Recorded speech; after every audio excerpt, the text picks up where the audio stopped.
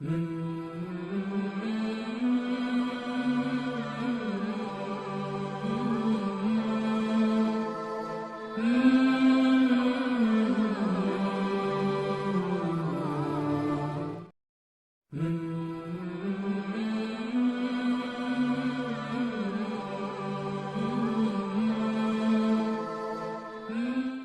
warahmatullahi wabarakatuh.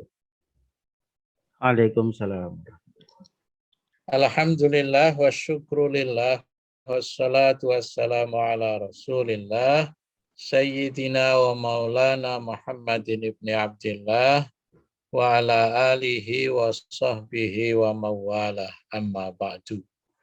Ashhadu an la ilaha illallah wa ashhadu anna Muhammadar Rasulullah. Raditu billahi rabba wa bil islami dina wa bi Muhammadin nabiyya wa rasula. Rabbi zidni ilman nafi'a warzuqni fahma wa hukma wa alhiqni bis salihin. Amin. Alhamdulillah, puji dan syukur. Mari tidak lupa kita selalu panjatkan kepada Allah Subhanahu wa taala yang dengan izinnya malam hari ini kita bisa bertemu meski dalam online untuk membahas hadis-hadis dari Rasulullah Shallallahu Alaihi Wasallam yang dihimpun oleh Imam Nawawi. Yang kali ini kita akan membahasnya hadis yang kedua. Hadis yang kedua ini sangat panjang. Sangat panjang. Hadis ini selain panjang disebut oleh banyak ulama sebagai hadis Jibril. Ada juga yang menyebutnya ini hadis sebagai pemeringkat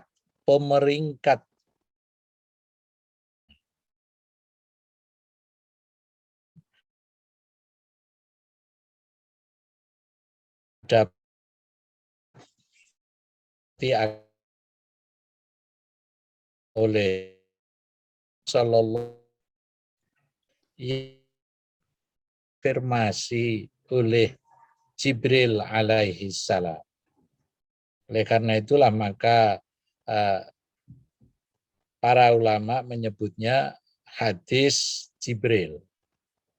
Ada yang menyebutnya hadis ini adalah bentuk pengajaran dan adab-adabnya, selain secara substansinya hadis ini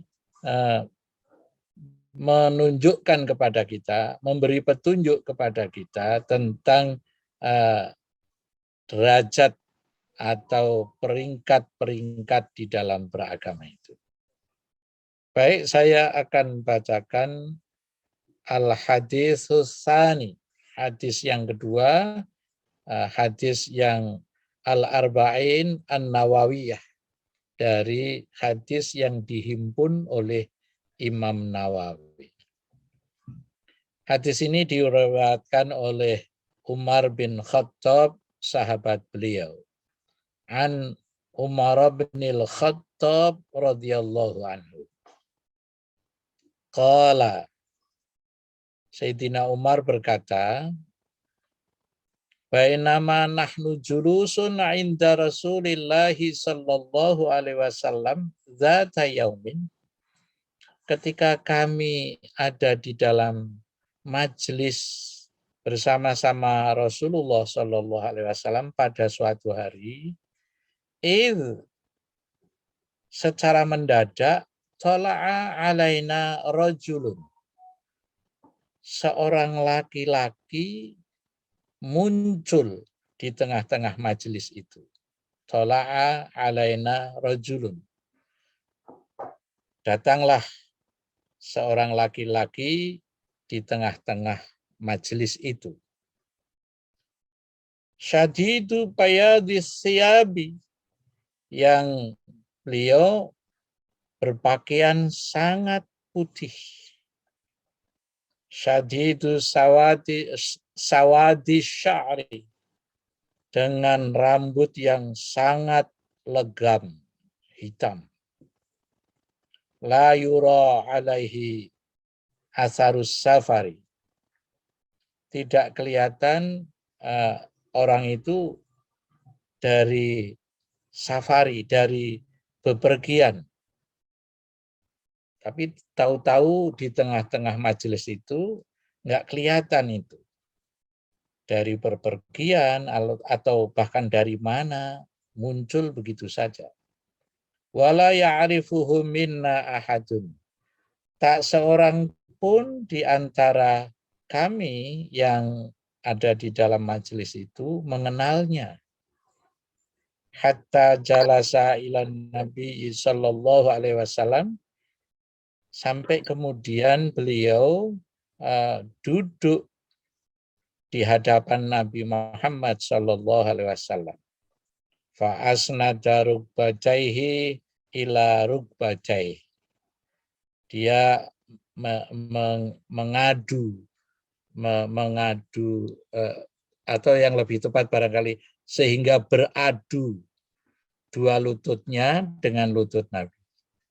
Jadi antara lutut laki-laki yang datang tadi dengan lutut Rasulullah itu beradu, berhadap-hadapan begitu.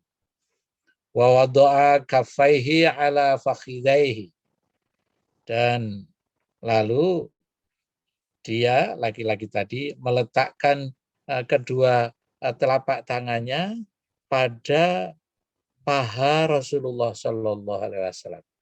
Jadi tampak sangat dekat begitu. Sepertinya sudah saling mengenal begitu.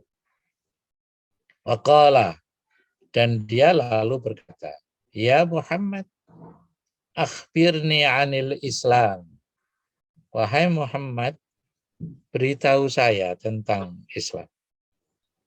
Faqala Rasulullah sallallahu alaihi wasallam, lalu Rasulullah sallallahu alaihi wasallam bersabda, malam Selasa ini kan hadis al-Islamu an tashhada alla ilaha illallah wa anna Muhammadar Rasulullah. Islam itu mula-mula atau pertamanya bersyahadat tidak ada Tuhan selain Allah dan Nabi Muhammad adalah utusan Allah. Lalu yang kedua, wa tuqimas shalah, mendirikan salat. Wa tu'tiyaz zakah, dan membayar zakat. Wa tasuma Ramadan, puasa Ramadan. Wa tahujjal baita, dan berhaji di Baitullah, in istata'ta ilaihi sabila, kalau Anda mampu. Ada bekal, ada jalan, ada keamanan, termasuk keamanan dari sisi kesehatan seperti sekarang ini. Jangan lupa, jangan memaksakan diri karena sekarang ini kondisi tidak aman. Qala, setelah Rasulullah menjelaskan, laki-laki tadi lalu merespon, sadaqta, benar kau Muhammad. Lalu orang-orang yang ada di dalam majelis itu, termasuk Sayyidina Umar, berkata, fa'ajibna lahu yas'aluhu wa yusaddiquhu. Ajib, kami semua merasa heran kepada dia. Dia yang bertanya, tapi setelah dijawab, dia pula yang membenarkan. Itulah siapa itu orang. Nah, gitu. Sampai sejauh ini masih ada tanda tanya besar yang belum terjawab. Siapa sesungguhnya laki-laki tadi? Lalu kita lanjutkan lagi yang berikutnya. Nah, ini kadang-kadang berhenti begini. Baik, akan saya besarkan. Lalu selanjutnya beliau menyatakan begini. Fa'akhbirni anil iman. Muhammad, beritahu saya tentang iman itu kayak apa. Qala. Lalu Rasulullah Shallallahu Alaihi Wasallam merespon atas permintaan tadi. Apa responnya? Antuk minabillah. Berimanlah, Anda beriman kepada Allah. Wa malaikatihi, dan kepada malaikat Allah. Wa kutubihi, dan kitab Allah. Wa rusulihi, dan rasulnya Allah. Wal yaumil akhir, dan juga hari akhir. Wa tu'mina bil qadari khairihi wa syarrihi, dan beriman kepada qadar, takdir, serta di hadis yang lain ada tambahannya qada dari Allah Subhanahu wa taala khairihi wa syarrihi. Laki-laki tadi lalu merespon lagi. Sadaqta, benar kau Muhammad. Untuk selanjutnya kita akan terjemahkan keseluruhan aja, akan saya baca dulu tidak satu persatu begini karena lambat begitu ya. Nah, qala, lalu dia berkata lagi, fa akhbirni anil ihsan. Beritahu Muhammad kepada saya tentang ihsan. Qala anta'budallah ka'annaka tarah fa illam takun tarah fa innahu yarak. Beribadalah kepada Allah seolah-olah kamu melihat Dia, melihat Allah. Fa illam takun tarah fa innahu yarak. Dan manakala kau tidak dapat melihatnya karena memang kita tidak tidak mendapatkan takdir, mendapatkan kemampuan untuk melihat Dia, maka fa'innahu yarok, yakinlah bahwa kamu sedang dilihat oleh Allah Subhanahu wa taala. Baik, selanjutnya dia kembali lagi meminta untuk diberitahu. Yang berikutnya ini tentang as-sa'ah, tentang hari kiamat. Fakhbirni anis sa'ah. Qala mal mas'ulu anha bi'a'lama minas sa'il. Rasulullah merespon, yang ditanya tentang hari kiamat itu tidak lebih tahu dibandingkan yang bertanya. Qala fa'akhbirni an amaratiha. Kalau begitu beritahu saya tentang tanda-tandanya. Qala antalidal amatu rabbataha wa antaral hufatal uratal alata ri'a asya yatatawaluna fil bunya. Ini penjelasannya agak panjang nanti, sehingga kita akan baca terjemahannya dan pada waktunya akan kita kupas satu persatu. Yang intinya di sini antalidal amatu rabbataha, itu Anda akan melihat ada amah. Amah itu artinya budak perempuan. Rabbataha, yang melahirkan tuan putrinya.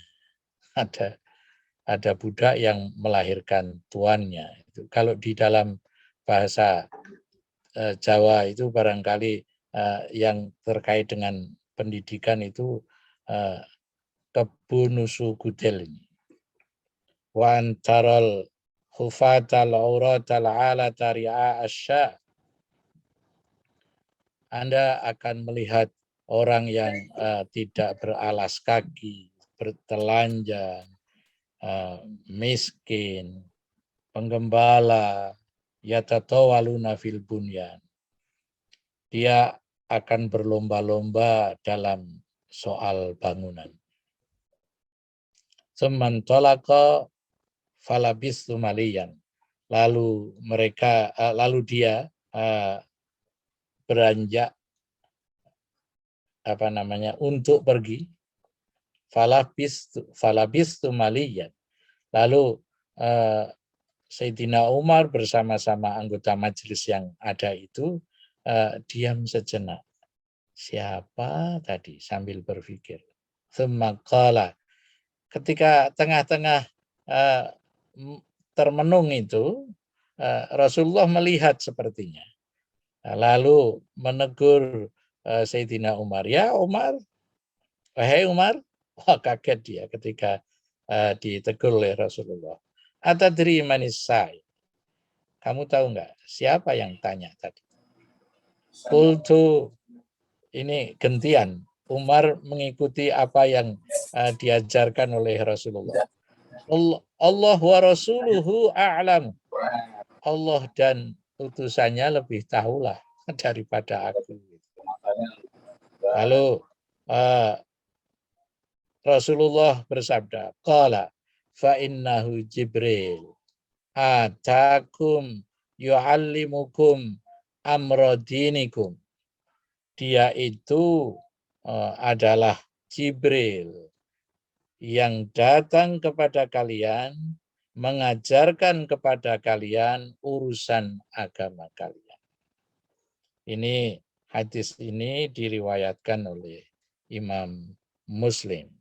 Nah, selanjutnya akan saya kira saya tidak usah menerjemahkan lagi ke dalam bahasa Indonesia, sudah saya terjemahkan per potong, per frasa, itu sudah saya terjemahkan. Baik, kita akan lanjutkan. Ini terjemahnya sangat panjang, dan lalu saya akan kutip beberapa syarih, keterangan dari syarih, dari pensyarah hadis ini. Pensyarah yang saya ketahui paling lama, paling pada periode-periode awal terhadap hadisnya Imam Nawawi ini adalah Ibnu Daqiqil Aid yang kemarin sudah saya perkenalkan. Beliau itu seorang guru besar yang mengajar terutama tentang rijalul hadis, tentang tokoh-tokoh yang terlibat di dalam persoalan hadis ini. Beliau menyatakan begini, hadis ini amat penting karena cakupannya mengenai dua hal. Ada amal yang zahiriyah, dan yang kedua ada amal yang batiniyah. Kalau innamal a'malu binniyat itu kemarin sepenuhnya membahas tentang al-a'mal al-batiniyat. Tapi kalau ini dua-duanya. Oleh karena itu disebutnya lahir dan batin itu merupakan apa yang kita punya untuk berislam, untuk mengamalkan Islam. Jadi Islam itu diamalkannya lahir dan batin, bukan soal lahir saja. Dan karena keluasan tempat yang dijelaskan oleh Jibril ini, sebenarnya yang menjelaskan adalah Nabiullah Muhammad Sallallahu Alaihi Wasallam, yang kemudian dikonfirmasi oleh Jibril. Jibril itu sudah lama dikenal oleh Nabi Muhammad sejak di Gua Hira. Setelah itu Ibnu Daqiqil Aid maka lalu menjelaskan begini, hadis ini menjadi rujukan ilmu syariah. Jadi ilmu syariah ini salah satu rujukannya adalah hadis ini. Jadi dengan perkataan lain, kalau kita ingin kembali merunut ajaran Islam, bisa dari sini. Bisa dari hadis ini. Dan apabila dikaitkan dengan Al-Quran, kiranya hadis ini dapat dipersemakan dengan Al-Fatihah yang disebutnya sebagai Ummul Quran. Seluruh kandungan isi Al-Quran itu ada di dalam Al-Fatihah. Atau dengan perkataan lain, karena itu karena itu induk, di Al-Fatihah itu besarannya, kemudian di surat-surat yang lain itu adalah elaborasinya. Itulah hadis ini kalau dikaitkan dengan hadis-hadis yang lain, ini termasuk hadis yang menjadi usuluddin, pokok-pokok ajaran agama atau usulul Islam. Di dalam hadis ini terdapat contoh berpakaian yang bagus, berperilaku baik, bersih, dan nanti ada yang pensyarah yang lain menyebutnya akan wangi, berpakaian bagus, berperilaku baik, bersih, wangi ketika datang kepada orang yang kita hormati, seperti ulama misalnya. Dan yang lain nanti akan kita temukan seperti kita ketika akan ke masjid, akan menghadap kepada Allah Subhanahu wa Ta'ala. Jamaah Masjid At-Taqwa pernah berbisik kepada saya ketika soal pakaian ini. Saya menjadi sangat terinspirasi. Yang mula-mula rasanya saya malu, katanya. Apa itu? Ketika Pak Fadil menceritakan bagaimana selayaknya ketika kita berjamaah di masjid itu. Ada yang pakai kaos belakangnya itu iklan bir bintang begitu. Dia kebetulan waktu itu pakai kaos apa-apa yang merasa sangat tidak layak sehingga malu. Dia merasa malu karena memakai pakaian yang saya sebut, kata dia, saya sebenarnya tidak patut untuk berpakaian semacam itu ketika menghadap Allah Subhanahu wa Ta'ala. Ya alhamdulillah, jadi memang untuk malu dan tidak malu itu ada kaitannya dengan pengetahuan. Jadi orang merasa malu setelah dia tahu bahwa layaknya ketika keadaan seperti ini, pakaian kita mestinya seperti ini. Tapi kalau nggak pernah ngaji, mohon maaf, kalau nggak pernah ngaji, nggak pernah belajar, sehingga nggak tahu, dia nggak bisa disebut dia nggak bisa disebut nggak sopan gitu, karena dia nggak tahu sebenarnya. Tapi paling tidak ya istighfar kita yang selama ini mungkin di antara kita, saya dan jamaah yang dimuliakan Allah semua ini, insya Allah kita kemudian tersadarkan oleh hadis.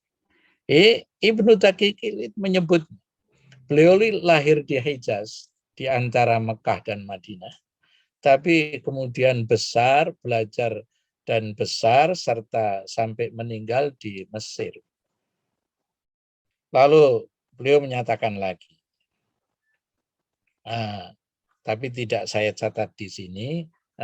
Hadis ini seharusnya menjadikan Jibril yang sangat menghormati Rasulullah.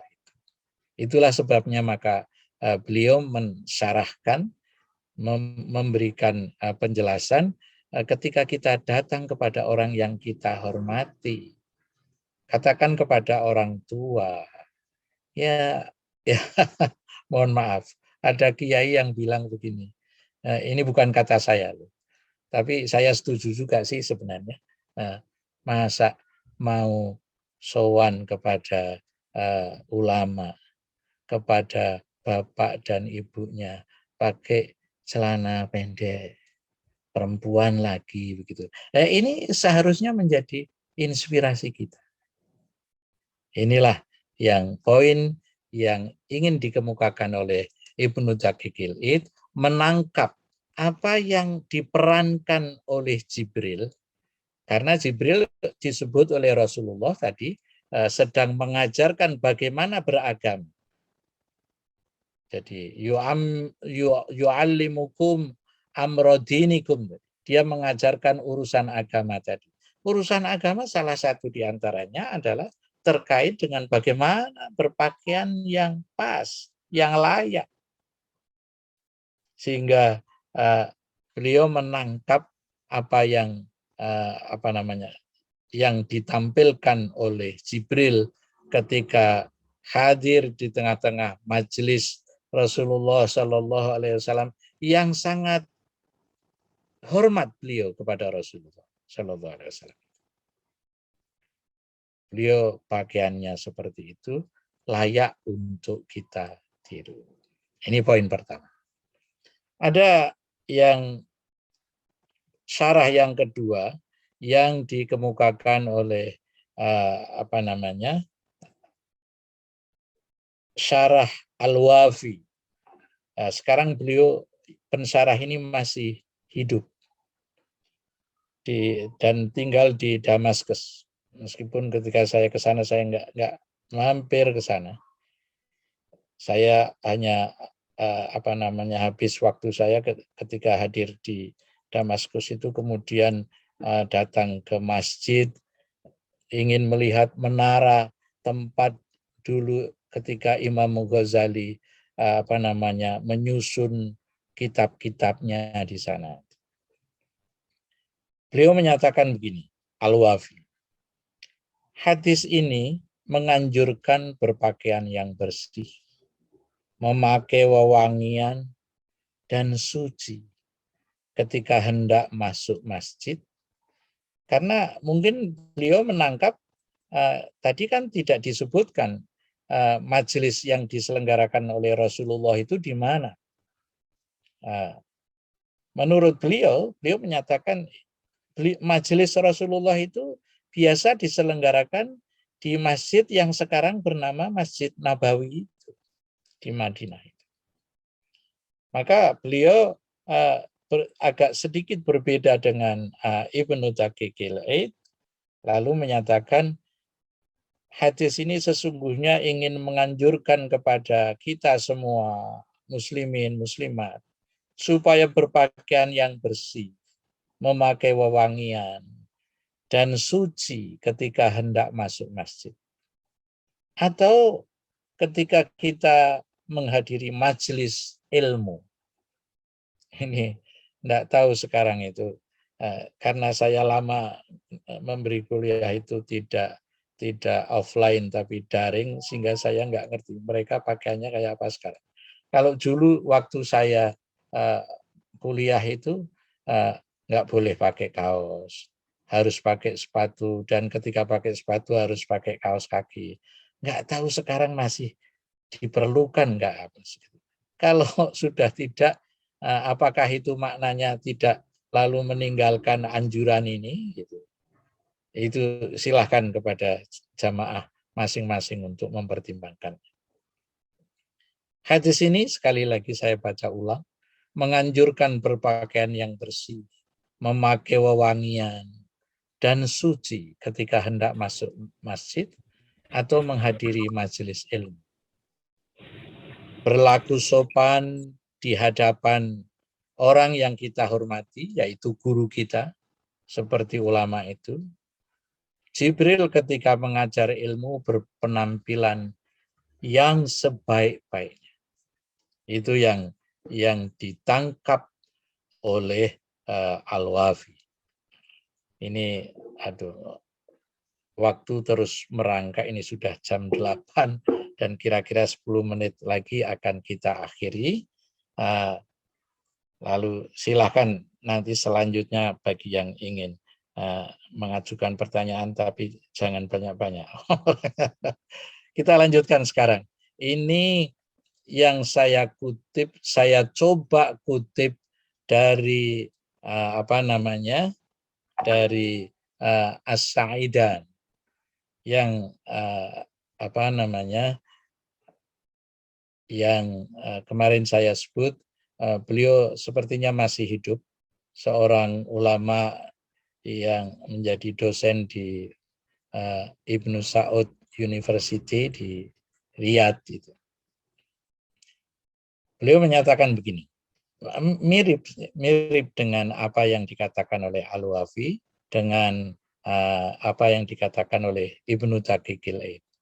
Ini pentingnya kalau marojik kita itu makin banyak, perspektif kita relatif lebih lengkap. Karena sekali lagi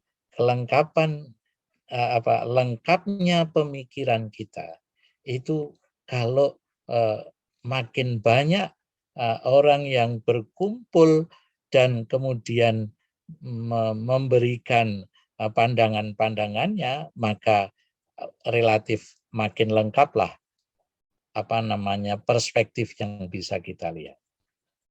Beliau menyatakan begini, wa fil hadis masail. Di dalam hadis ini ada permasalahan-permasalahan yang mesti kita selesaikan, kata beliau. Saya buka-buka itu paling tidak secara pokok-pokoknya itu ada 6 apa 7.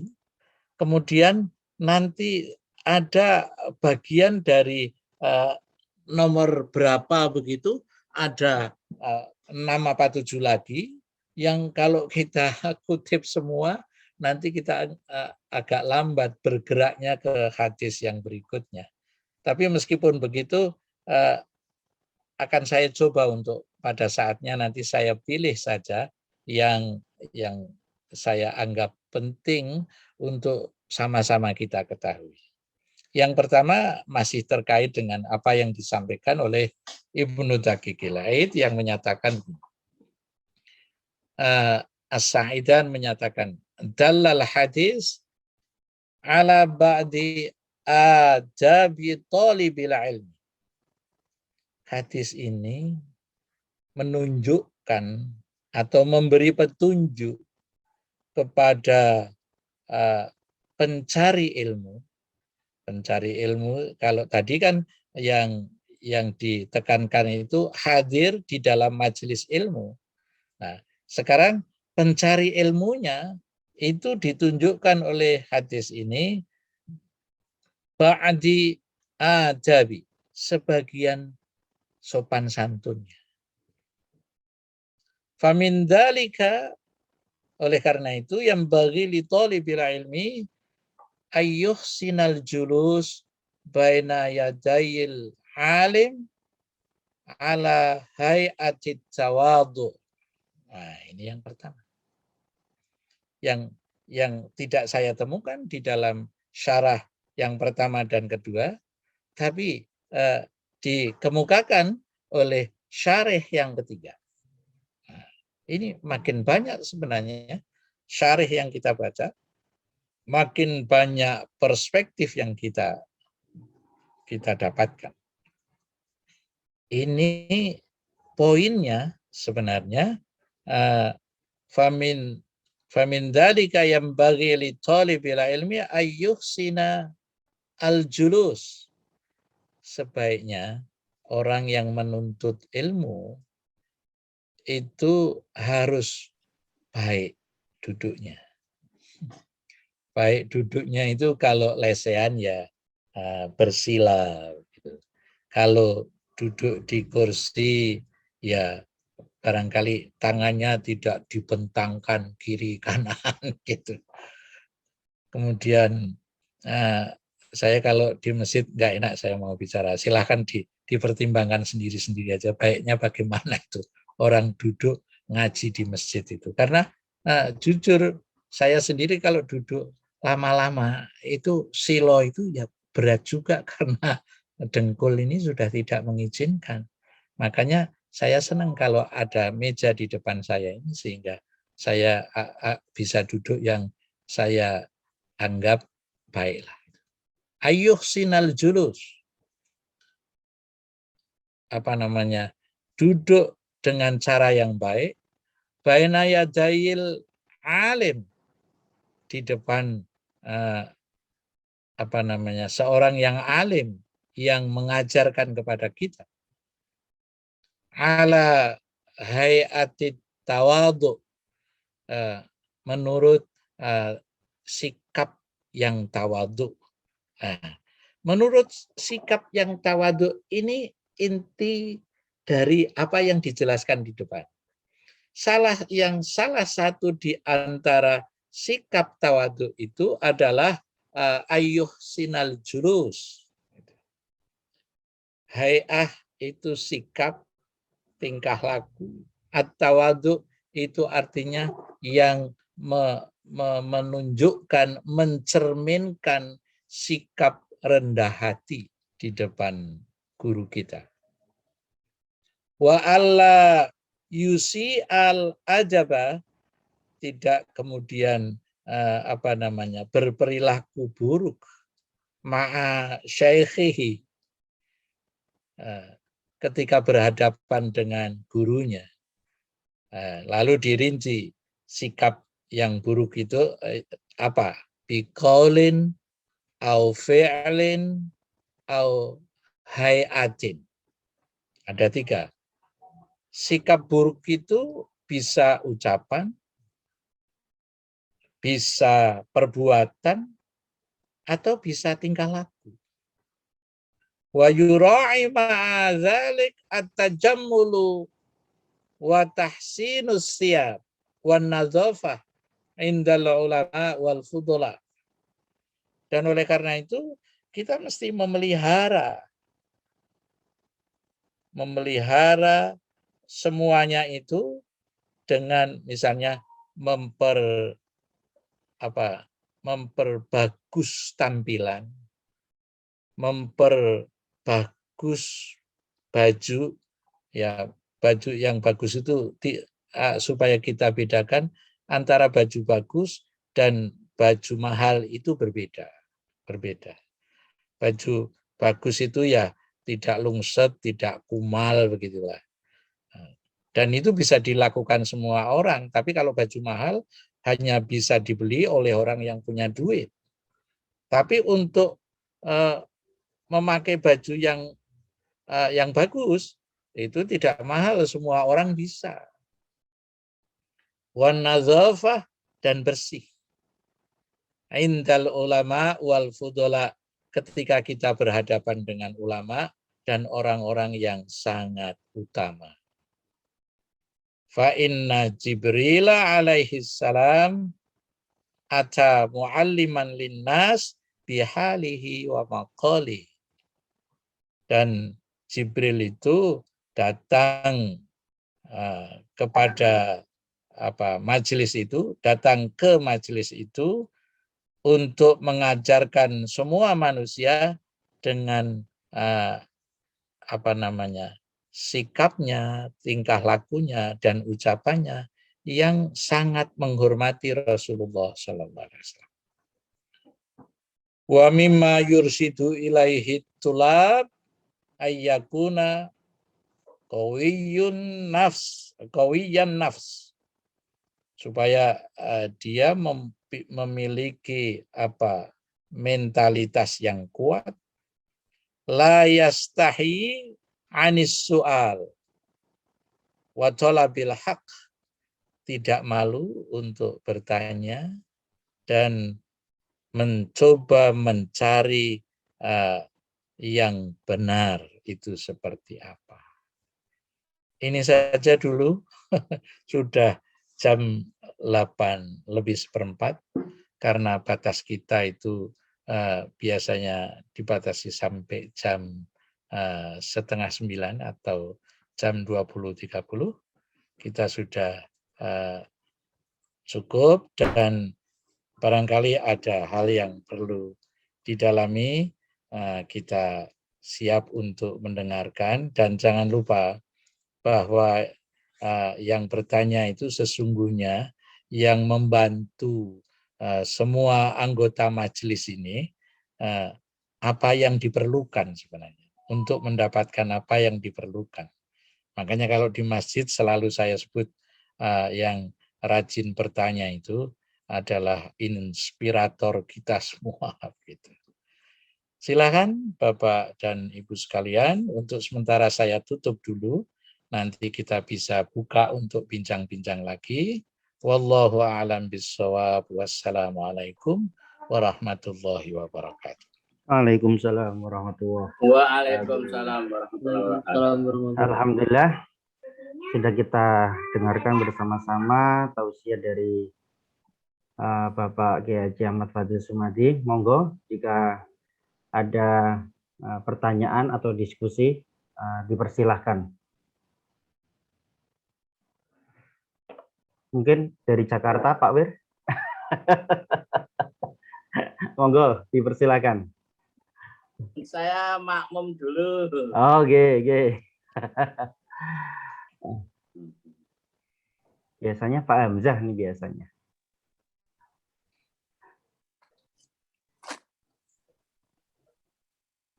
Pak Edi, monggo Pak Edi.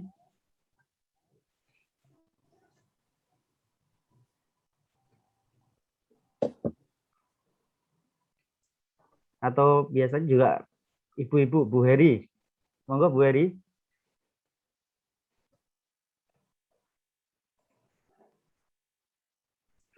Ya, assalamualaikum warahmatullahi wabarakatuh. Waalaikumsalam. Monggo, Dari Pak Edi. Waalaikumsalam warahmatullahi wabarakatuh.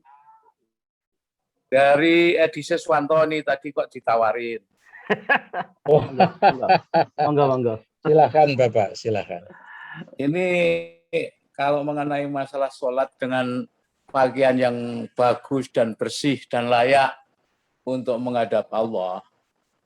Nah ini ada tadi Pak Kiai bilang ada orang yang memakai kaos dan kemudian berdirinya di depan, paling depan, dan kaos itu ada tulisan iklannya.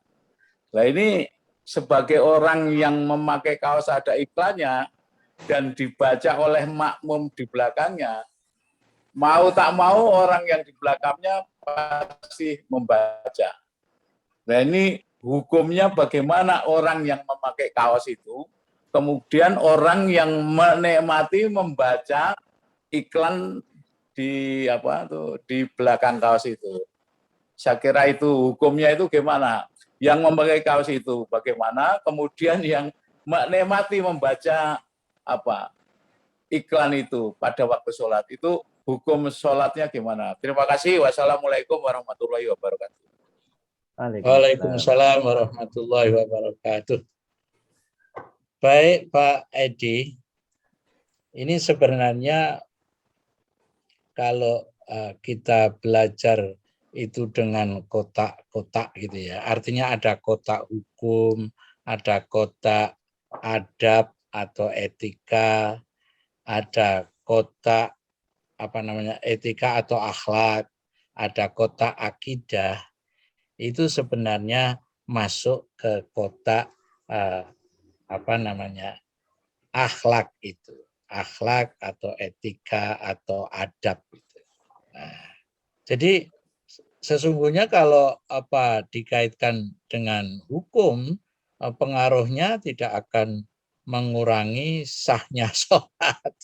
Tidak dari segi hukum tidak membatalkan sholat juga.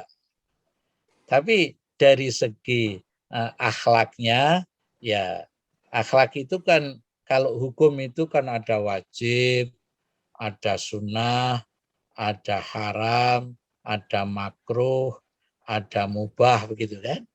Nah, ini nggak bisa dimasukkan ke situ, karena ini merupakan kalau di dalam hadis ini nanti, ini peringkat di dalam beragama itu ada pada moralitasnya, pada akhlaknya.